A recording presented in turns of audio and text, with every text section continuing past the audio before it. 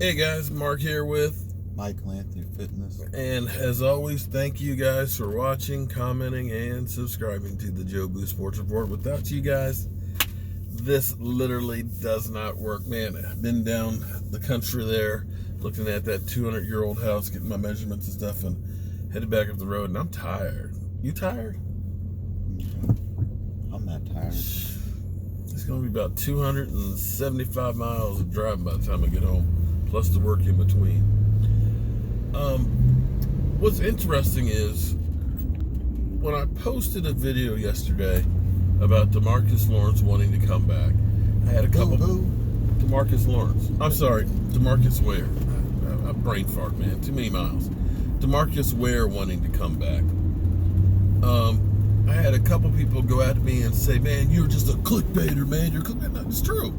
DeMarcus Lawrence, I sent you the clip about him wanting to come back for coaching. Yeah. No, well, what is it? Where is the one that posed the question? He said, "I'll talk to the coaches and see if we can get you to come back." Well, that was kind of like. Yeah, but I mean that's what got the ball started.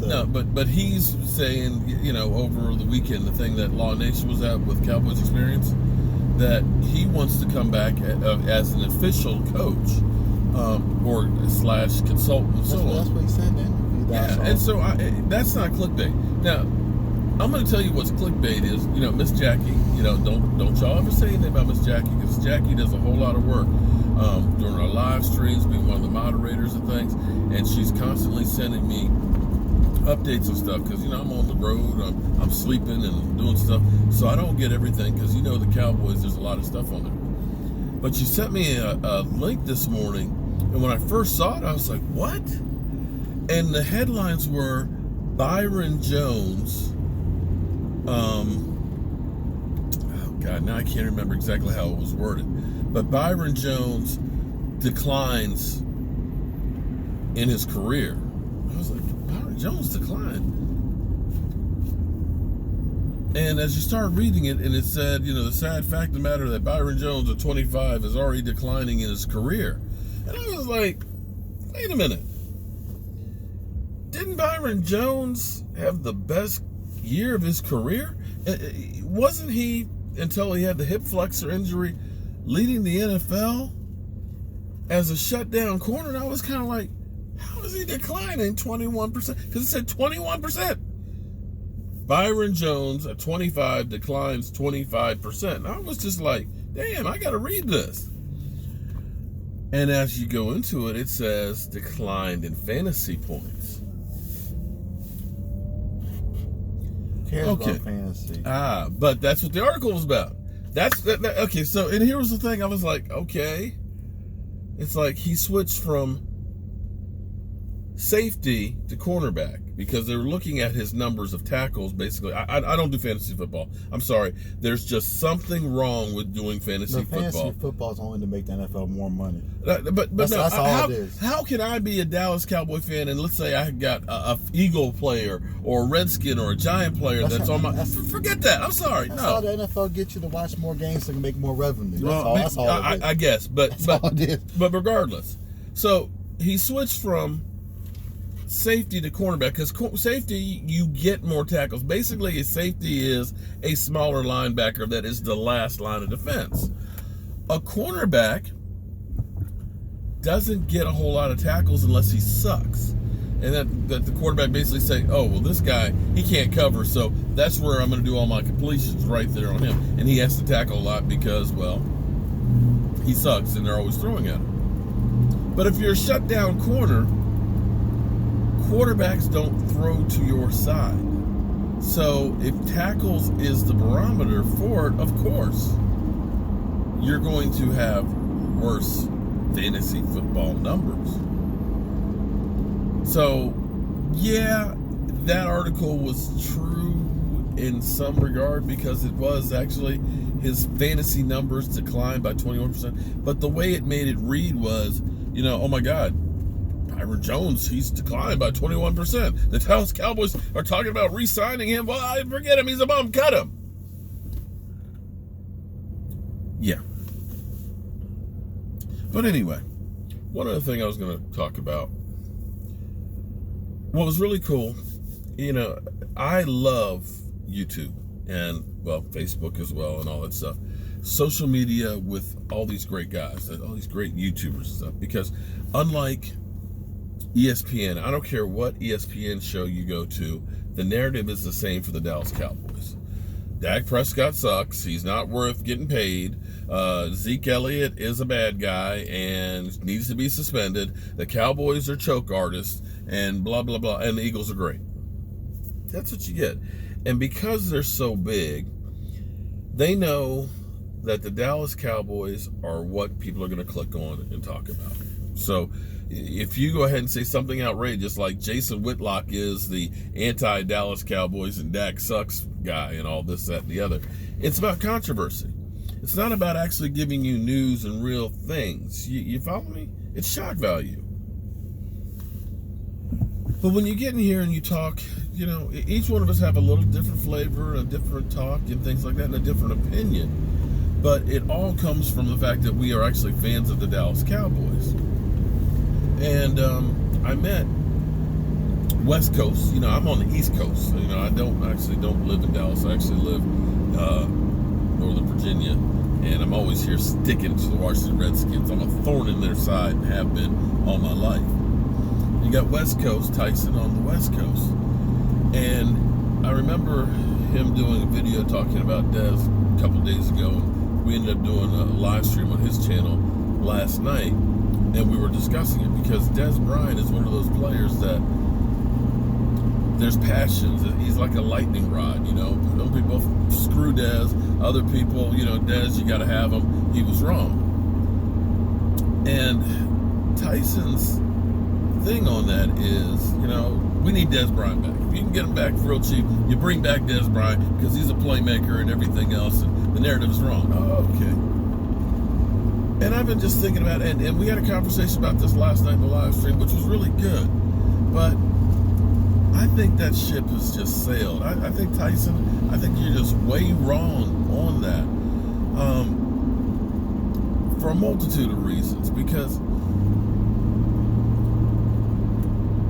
the Cowboys mainly let them go for a couple of reasons. One, and bottom line is the bottom line, which is money. The reality is the Dallas Cowboys were too top heavy with a lot of salaries. When we had guys that were playing, that were our top guys, then of course we were a great team. Dez, Tyron Smith, Sean Lee. When those guys were playing great, yeah, it's wonderful. But the problem was we were paying so much money to those top guys that we didn't have guys to take up the slack when they got hurt.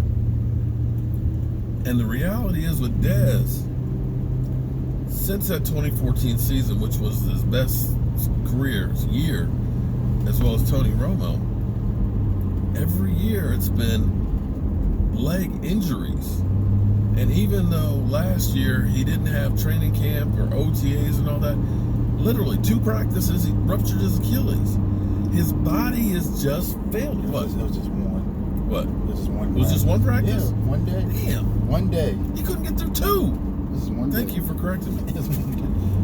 And as I looked at yesterday's workout, he's coming back from an Achilles tendon injury. He looked a little bit thick, and I'm not saying that he's not going to, because he's just getting around to start running, that he's not going to lose that. But you've missed all OTAs last year. You're out OTAs this year, and so on. I'm sorry, the time has just passed. And I still believe that there is a lot, you want to say that the water's over the dam, but I think that you can't go backwards on that one. I think that was scorched earth policy. And I remember that Seattle game. I'm sorry. That Seattle game was just bad because to see him pouting on the sidelines. Okay, listen, bottom line is it's about a team. To see him on the sidelines there, mad that he wasn't getting the ball. I get it. You want to be part of fixing the problem and all that. But then to catch a pass and fumble and then have another one tip off your hands, it literally was just like, you can't have this. And to see that on the sidelines, I'm sorry, that's divisive. And to hear Dak Prescott at the end of the season or after that game, where Dak said, I guess I got to hit him in the face mask and throw him a better ball. To me, that was a whole lot of shade. And I know, you know, you say that you can move on past that stuff, but I'm sorry. I think the best thing for the Dallas Cowboys is just leave that situation where it is.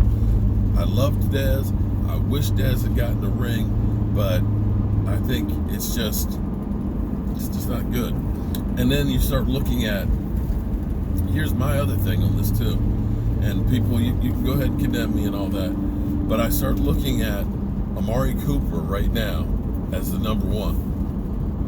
You bring in a Randall Cobb who replaces Cole Beasley, who, because he's on a one-year deal, is trying to prove himself to get that next contract. You got all the incentive in the world. You got a young guy that's going deep now in Michael Gallup.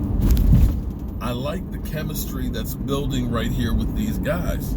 So where is the role for Dez Bryant? Who are you going to take off the field? Especially when, more times than not, I guarantee you our base package is going to be the 12 personnel, 2 tight ends. In which case, you're going to have 2 wideouts out there.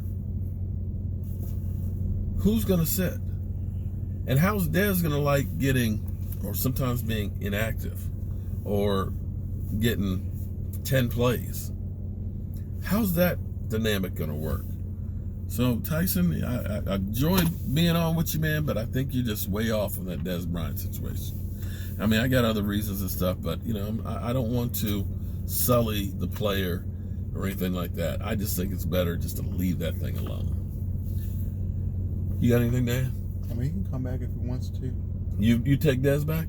If he wants to watch the game with Jerry Jerry Jones or come to one of the parties. Damn. No, he didn't.